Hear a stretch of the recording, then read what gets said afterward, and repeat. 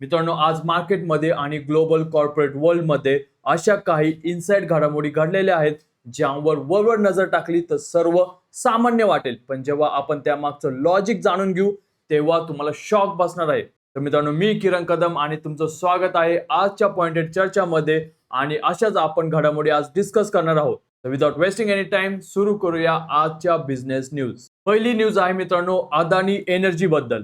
तर मित्रांनो, Adani energy solution म्हणजेच अदानी एनर्जीला 8,500 कोटींचा मोठा पॉवर ट्रान्समिशन म्हणजे वीज वितरण प्रोजेक्ट मिळालेला आहे. मित्रांनो, भारतात वीज बनवणे जेवढे महत्वाचे आहे त्याहून जास्त महत्वाचे आहे एका ठिकाणाहून दुसऱ्या ठिकाणावर वीज घेऊन जाणे म्हणजे विजेचं ट्रान्समिशन करणे. आणि अदानी एनर्जीचं ट्रान्समिशन नेटवर्क जवळजवळ मोनोपॉली तयार होत आहे. त्यामुळे लॉंग टर्म पॉवर थीम साठी हा एक उत्तम शेअर ठरू शकतो. नेक्स्ट न्यूज आहे मित्रांनो चाइल्ड सेफ्टी बद्दल. तर मित्रांनो, युरोपियन युनियनने सोशल मीडिया प्लॅटफॉर्म्सवर लहान मुलांच्या सुरक्षेबाबत म्हणजे चाइल्ड सेफ्टी बाबत अत्यंत कडक नियम लागू केलेले असून नियमांचे उल्लंघन केल्यास अब्जावधी डॉलरच्या दंडाची तरतूद केलेली आहे. मित्रांनो, लोकांना वाटतं की हा फक्त सोशल मीडियाचा विषय आहे, पण खरी गेम वेगळीच आहे. टेक कंपन्यांचा युजर डेटा वापरून पैसे कमावण्याचा मुख्य मार्ग आहे आणि तो आता बंद होणार आहे. मेटा, यूट्यूब आणि डिजिटल ऍडव्हर्टायझिंग कंपन्यांचा कॉस्ट ऑफ कंप्लायन्स प्रचंड वाढणार आहे. त्याचा थेट परिणाम त्यांच्या ऑपरेटिंग नफ्यावर नक्की होणार आहे. नेक्स्ट न्यूज आहे मित्रांनो इंडियाच्या PLI स्कीम बद्दल. भारताच्या PLI म्हणजे प्रोडक्शन लिंक इन्सेंटिव्ह योजनेला काही क्षेत्रांमध्ये मोठे यश मिळालेले आहे. तरी इलेक्ट्रॉनिक्स आणि व्हॅल्यू ॲडिशनच्या बाबतीत काही आव्हाने आणि संथ गती पाहायला मिळत आहे. मित्रांनो, फक्त PLI मिळाला म्हणून कोणत्याही कंपनीचा शेअर डोळे झाकून घेऊ नका. ज्या कंपन्या 60% पेक्षा जास्त भाग भारतातच बनवत आहे म्हणजे लोकल व्हॅल्यू ॲडिशन करत आहे त्याच कंपन्या टिकणार आहेत. बाकी केवळ असेंब्ली करणाऱ्या कंपन्यांना भविष्यात मार्जिनचा फटका बसणार आहे. नेक्स्ट न्यूज आहे मित्रांनो व्हॉट्सॲप बद्दल. तर व्हॉट्सॲप आता भारतातील UPI मार्केटमध्ये आपला वाटा वाढवण्यासाठी क्रेड सारख्या प्रीमियम युजर्सना टार्गेट करणाऱ्या प्लॅटफॉर्मना थेट टक्कर देणार आहे. मित्रांनो, भारतात UPI वर 0 MDR असल्यामुळे थेट पेमेंट्स मधून पैसे मिळत नाही, पण ज्यांच्याकडे उच्च उत्पन्न गट म्हणजे हाय नेटवर्थ युजर्सचा डेटा आहे तो फिनटेक आणि वेल्थ मॅनेजमेंट विकून प्रचंड पैसे कमवणार आहे. पेटीएम, फोनपे आणि क्रेड यांच्या स्पर्धेत कोण टिकणार यावर आता बारीक लक्ष ठेवा. नेक्स्ट न्यूज आहे मित्रांनो HCL टेक बद्दल. तर HCL टेकने ओडिशामध्ये तब्बल 14,250 कोटींची इन्व्हेस्टमेंट करून नवीन डेटा सेंटर उभारण्याची घोषणा केलेली आहे. मित्रांनो, पारंपरिक IT सर्व्हिसेसचे दिवस संपत आले असून आता AI इन्फ्रास्ट्रक्चरचा काळ चालू झालेला आहे.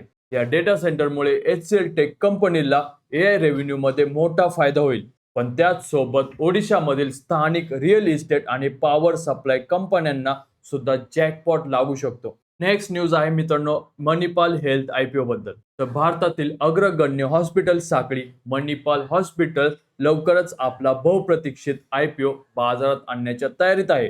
मित्रांनो, भारतातील वाढते आयुष्य, मेडिकल टुरिझम आणि हेल्थ इन्शुरन्सचा प्रसार पाहता हेल्थकेअर सेक्टरमध्ये पुढील 10 वर्ष सुपर सायकलमध्ये असणार आहे. अपोलो किंवा फोर्टिसच्या तुलनेत मणिपालचे व्हॅल्युएशन कसे ठरते यावर IPO मधील लिस्टिंग गेन अवलंबून असणार आहे. नेक्स्ट न्यूज आहे मित्रांनो फ्लिपकार्ट फूड डिलिव्हरी बद्दल. तर मित्रांनो, फ्लिपकार्टने बँगलोरमध्ये आपल्या क्विक कॉमर्स ॲपद्वारे फूड डिलिव्हरी बिझनेसची चाचणी सुरू केलेली आहे.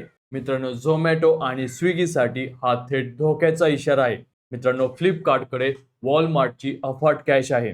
तर फ्लिपकार्टने फूड डिलिव्हरी डिस्काउंट वॉर सुरू केले तर सध्याच्या दिग्गजांच्या प्रॉफिट मार्जिनवर तात्पुरता परिणाम होऊ शकतो. नेक्स्ट न्यूज आहे मित्रांनो टाटा कन्झ्युमर प्रोडक्ट बद्दल. तर टाटा कन्झ्युमर प्रोडक्ट्सने आपले आर्थिक निकाल जाहीर केले असून त्यांच्या मुख्य ब्रँड्स आणि नवीन संपादन केलेल्या कंपन्यांमुळे मजबूत रेव्हेन्यू वाढ झालेली आहे.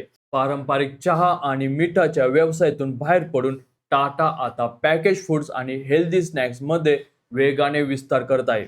FMCG क्षेत्रात महागाईचा प्रभाव असूनही टाटांचा हा शेअर पोर्टफोलिओला उत्तम स्थिरता देत आहे. नेक्स्ट न्यूज आहे मित्रांनो आशिष कौचलिया बद्दल. तर दिग्गज इन्व्हेस्टर आशिष कौचलिया यांनी इंडो SMC या आधीच 260% रिटर्न दिलेल्या शेअरमध्ये आपली हिस्सेदारी आणखी वाढवलेली आहे.